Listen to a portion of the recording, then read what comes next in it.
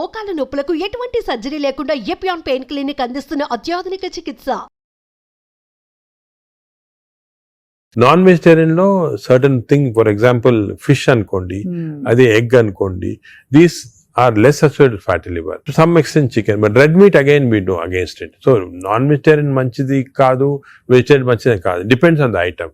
ఇంకోటి ఎగ్ లో కూడా పీపుల్ కి రాంగ్ కాన్సెప్ట్. ఎగ్ వైట్ అయితే తింటున్నామండి, యోక్ అది తప్పదు. ఎందుకంటే ఎగ్ యోక్ లో 2 ఇంపార్టెంట్ కాంపోనెంట్స్ అదే. వన్ ఇస్ కాల్డ్ కోలిన్ అనే సబ్స్టెన్స్. కోలిన్ అనేది ప్రివెంట్స్ ఫ్యాటీ లివర్. ఓహో, కోలిన్. సో దానికే అడ్వైజ్ ఎగ్ యోక్ మంచిది, తప్పుగా అంటే అప్ టు 4 eggs పర్వాలేదు. బియాండ్ 4 eggs అంటే ఎగ్ యోక్ తినకూడదు, అప్ టు 4 eggs తినొచ్చు ఒకటి.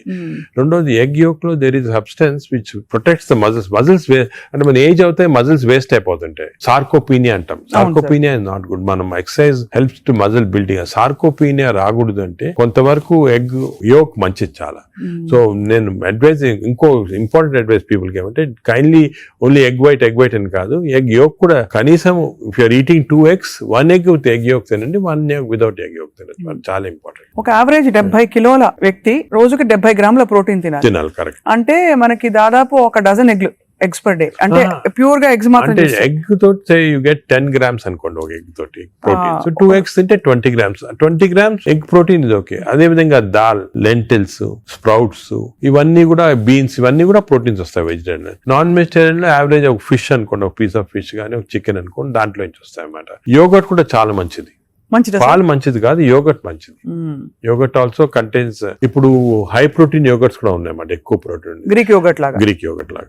The only thing is my advice is processed food మంచిది కాదు. అన్ని దాదాపు అంతే కదా సార్. ఇప్పుడు దొరికేవన్నీ ప్రాసెస్డ్ కాదు. అంటే దొరికేదంటే మీరు ప్రాసెస్ ఫుడ్ అంటే ఆల్రెడీ పార్ట్లీ కుక్డ్ కానీ, లేదా మీరు బయట నుంచి ఆర్డర్ చేస్తారు స్విగ్గీ అవి కానీ, అటువంటి ప్రాసెస్డ్. బట్ మీరు సూపర్ మార్కెట్ కి వెళ్తే you can buy regular food కదా. Process food. ఇప్పుడు పన్నీర్ లో కూడా కల్తీ ఉందని చెప్పి ఈ మధ్య స్టడీస్ బయటపడ్డాయి. అంటే paneer is not actually paneer, దానిలో ఏదో కలుపుతున్నారు. అంటే actually anything that is process, మనం హోమ్ మేడ్ ఆర్గానిక్ ఫుడ్ చాలా మంచిది. We're going away from that. తప్పది. సపోజ్ మనం మార్కెట్ కి వెళ్ళి వెజిటబుల్స్ కొన్నాం, ఇది కొన్నాం, ఎగ్స్ కొన్నాం, ఇంట్లో చేసుకోవచ్చు కదా. ఆ సేమ్ థింగ్ మీ ప్యాకేజ్ దాంట్లో తీసుకున్నాం అనుకోండి, ప్యాక్డ్ ఫుడ్ లో ఈ నూడిల్స్ కానీ, వర్స్ట్ నూడిల్స్ దాంట్లో కార్బ్స్ ఎక్కువ ఉంటాయి, ప్రాసెస్డ్. ఈ ప్రాసెస్ ఫుడ్ లో ఏమంటే అల్ట్రా ప్రాసెస్డ్ అంటాం. Now in western countries they are called ultra process people. అంటే ఉట్టి అదే తింటారు మన అల్ట్రా. ఎప్పుడు అంటే ఇంట్లో కుక్ చేసుకోరు చాలా మంది. ఇంట్లో కుక్ ఏముంటాయి sir health issues. So ultra process food వల్ల ఏమొస్తుందంటే, in addition to that high carbs, high sodium ఎక్కువ ఉంటుంది అల్ట్రా ప్రాసెస్ ఫుడ్ లో. సో బీపీ అది. Second important thing ultra preservatives, అదే విధంగా కలరింగ్ ఏజెంట్స్ ఇవన్నీ ఉంటాయి. దీని వల్ల ఏమవుతుందంటే ఫుడ్ టేస్ట్ బాగుంటుంది చాలా. It contains this tasty thing. ఈ టేస్ట్ వల్ల once you tend to eat more, number 1. Number 2, ఈ ప్రాసెస్ ఫుడ్ వల్ల గట్ మైక్రోబయామ్ అన్ని చెడిపోయి బ్యాడ్ మైక్రోబయామ్ వచ్చి అది లివర్ కి ఎఫెక్ట్ అవుతుంది. ఈ మైక్రోబయామ్, ఇంకో విషయం, microbiome produces alcohol in the intestines. Bad microbiome మనం డ్రింక్ చేయాల్సిన అవసరం లేదు. ఈ బ్యాడ్ మైక్రోబయామ్ మన కాన్స్టెంట్ గా ఆల్కహాల్ ప్రొడ్యూస్ చేసి ఆల్కహాల్ డైరెక్ట్ గా లివర్ కి వెళ్ళిపోతుంది. మనం డ్రింక్ చేయకుండా మనకి ఆల్కహాలిక్ లివర్ డిసీజ్. దాని ఎఫెక్ట్ మనకేం తెలియదు కానీ డైరెక్ట్ గా ఇంటెస్టైన్ నుంచి లివర్ కి వెళ్ళిపోతుంది. లివర్ స్మాల్ క్వాంటిటీ 10 ml వచ్చినా కూడా లివర్ డ్యామేజ్ అవుతా ఉంటుంది కదా.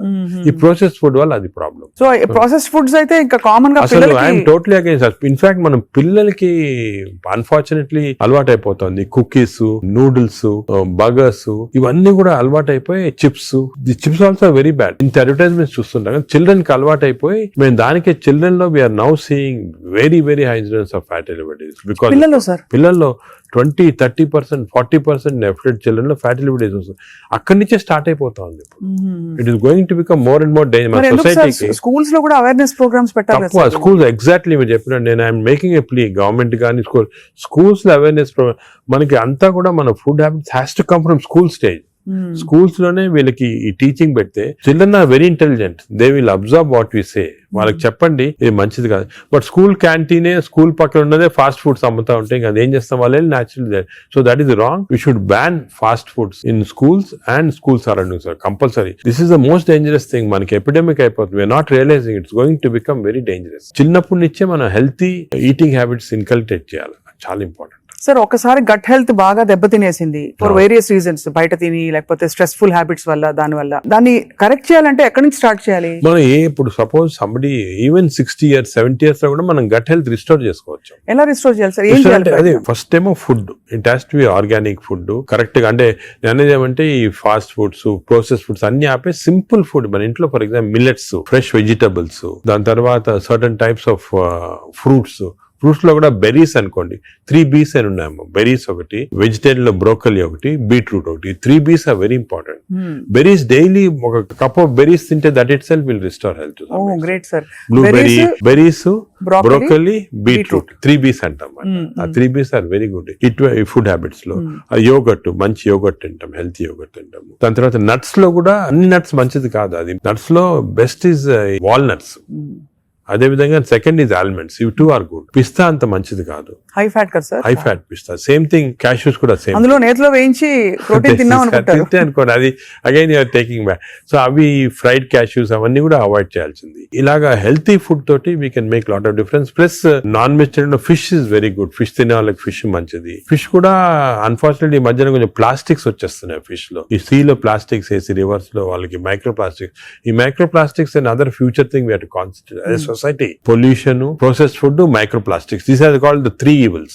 ఈ 3 evils వల్ల మనం అన్ఫార్చునేట్లీ ఎంత హెల్త్ మెయింటైన్ చేయాలంటే కూడా మన society is not giving us the opportunity. అంటే బయటకు వెళ్తే సార్ ఇవాళ హైదరాబాద్ లో ఎన్ని రెస్టారెంట్స్ ఉన్నాయి సార్, ఇంకా అపిటైట్ ఉంది.